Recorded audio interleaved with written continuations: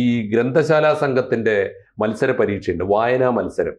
ആ മത്സരത്തിൽ പുസ്തകങ്ങൾ മുൻകൂട്ടി തീരുമാനിക്കും. ഒരു കൊല്ലത്തെ പുസ്തകത്തിൻ്റെ പട്ടിക കണ്ട് ഞാൻ ഞെട്ടിപ്പോയി. ആ കൊല്ലത്തെ പ്രധാനപ്പെട്ട ഗ്രന്ഥകർത്താവ് ആരാന്നറിയോ? പിണറായി വിജയൻ. എന്താ കാര്യം എന്നറിയോ? 2 കാര്യങ്ങൾ അപകടം.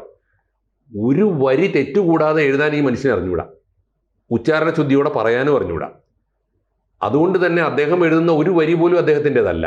നമ്മുടെ നികുതി പണം കൊണ്ട് ശമ്പളം കൊടുത്ത് പിണറായി വിജയൻ ബുദ്ധിജീവിയാണെന്ന് ശത്രുക്കൾ പോലും ആരോപിച്ചിട്ടില്ല. ഇല്ലല്ല, തീർച്ചയായിട്ടും ശത്രുക്കൾ പോലും അതിന് ധൈര്യപ്പെടൂല. അപ്പം ഞാൻ പറയുന്നത് ഇത്രയേ ഉള്ളൂ, ഏതോ ഉദ്യോഗസ്ഥന്മാർ പാവങ്ങൾ ശമ്പളം വാങ്ങിച്ചിട്ട് മുഖ്യമന്ത്രിക്ക് എഴുതി കൊടുക്കുന്ന പ്രസംഗങ്ങൾ സമാഹരിച്ചിട്ട് ഒരു പുസ്തകമാക്കുക, എന്നിട്ട് അത് പിണറായി വിജയന്റെ പുസ്തകമാക്കുക. അത് പിണറായി വിജയന്റെ ഗ്രന്ഥങ്ങളുടെ പട്ടികയിൽ കുട്ടികൾക്ക് മലയാളത്തിലെ മഹത്തായ ഗ്രന്ഥങ്ങൾ വായിച്ചിട്ട് എഴുതാനുള്ള പരീക്ഷയ്ക്ക് കൊടുക്കുക.